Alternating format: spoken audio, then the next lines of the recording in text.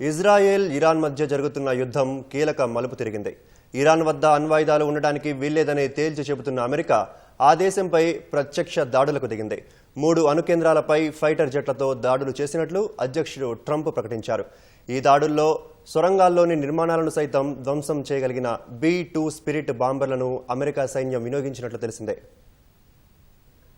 పశ్చిమాసియాలో యుద్ధం మరో మలుపు తీసుకుంది. ఇజ్రాయెల్, ఇరాన్ యుద్ధంలోకి అమెరికా అడుగుపెట్టింది. ఇరాన్కు చెందిన 3 అణుస్థావరాలను ధ్వంసం చేశామని అమెరికా అధ్యక్షుడు డొనాల్డ్ ట్రంప్ సామాజిక మాధ్యమం ట్రూత్లో పోస్ట్ చేశారు. ఫోర్దో, నతాంజ్, ఇస్ఫహాన్ అణు కేంద్రాలపై దాడులు చేశామని వెల్లడించారు. తమ యుద్ధ విమానాలు ఇరాన్ గగనతలం నుంచి సురక్షితంగా బయటకొచ్చాయని తెలిపారు. దాడుల్లో పాల్గొన్న అమెరికా సైనికులకు కృతజ్ఞతలు తెలిపారు. ప్రపంచంలో ఏ సైన్యం కూడా ఈ పని చెయ్యలేదని పేర్కొన్నారు.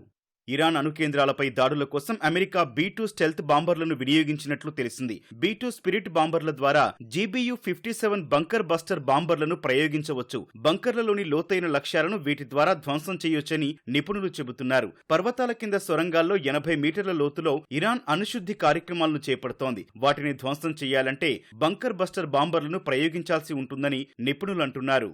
ఇజ్రాయెల్, ఇరాన్ యుద్ధంలోకి అమెరికా దిగడంతో పశ్చిమాసియాలో పరిస్థితులు మరింత దిగజారే ప్రమాదం ఉందని నిపుణులు చెబుతున్నారు. తమ దేశంపై అమెరికా నేరుగా దాడికి పాల్పడితే పరిస్థితులు తీవ్రంగా ఉంటాయని ఇరాన్ సుప్రీం నేత అయతుల్లా ఖమేనీ ఇప్పటికే హెచ్చరించారు. ఈ నేపథ్యంలో అమెరికా దాడులు అగ్నికి ఆజ్యం పోసినట్లేనని తెలుస్తోంది.